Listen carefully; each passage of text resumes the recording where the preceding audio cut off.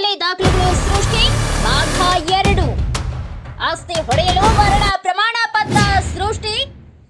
ಮರಣ ಹೊಂದಿದ ವ್ಯಕ್ತಿಯ ಮರಣ ಪ್ರಮಾಣ ಪತ್ರ ಇದ್ರೂ ಸಹ ಮತ್ತೊಂದು ಅಲಭ್ಯ ಪ್ರಮಾಣ ಪತ್ರ ನೀಡಲು ಸಾಧ್ಯನಾ? ಅಬ್ಬಬ್ಬಾ! ಮತದಾರರ ಚೀಟಿಯಲ್ಲಿ ಮೊಹಮ್ಮದ್ ಹುಸೇನ್ ರೆಹಮಾನ್ ಸಾಬ್ ಶೇಖ್, ಪಡಿತರ ಚೀಟಿಯಲ್ಲಿ ಮೊಹಮ್ಮದ್ ಹುಸೇನ್ ಯಲ್ಲೂ ಸಾಬ್ ಪೆಂಠಾರಿ.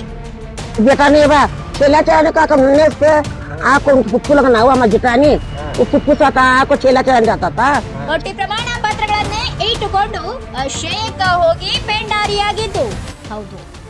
ನಮ್ಮ ಧಾರವಾಡ ಜಿಲ್ಲೆಯಲ್ಲಿ ಇಂತಹದೊಂದು ಘಟನೆ ನಡೆದದ್ದು ನಿಜ.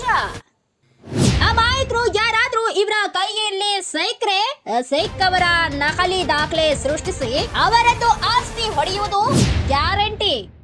1959 ಮತ್ತು 1981ರಲ್ಲಿ ತೀರಿ ಹೋದವರು 13 ನವೆಂಬರ್ 2009ರಲ್ಲಿ ರೇಷನ್ ಕಾರ್ಡ್ ನಲ್ಲಿ ಪ್ರತ್ಯಕ್ಷ ಆಗಿದ್ದು ಹೀಗೆ ಅಧಿಕಾರಿಗಳ ಸಹಾಯವಿಲ್ಲದೆ ಆಯ್ತಾ ಇಷ್ಟೆಲ್ಲ ಕೊಟ್ಟಿ ದಾಖಲೆಗಳ ಸೃಷ್ಟಿ.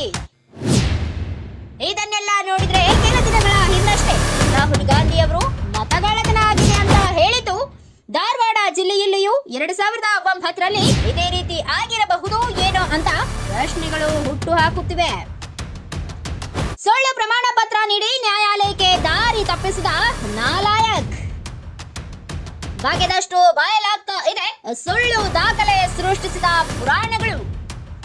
ಇದು ನಕಲಿ ಪೇಪರ್ ಕುಮಾರನ ಅಸಲಿ ಕಹಾನಿ. ತಾರಿಹಾಳ ಗ್ರಾಮದಲ್ಲಿ ಆಸ್ತಿ ಹೊಡೆಯಲು ಸಂಚು ರೂಪಿಸಿದ ಕಂಪ್ಲೀಟ್ ಸ್ಟೋರಿ ಮುಂದಿನ ಭಾಗದಲ್ಲಿ ನಿಮ್ಮ ಕಾಂಪ್ಲೆಕ್ಸ್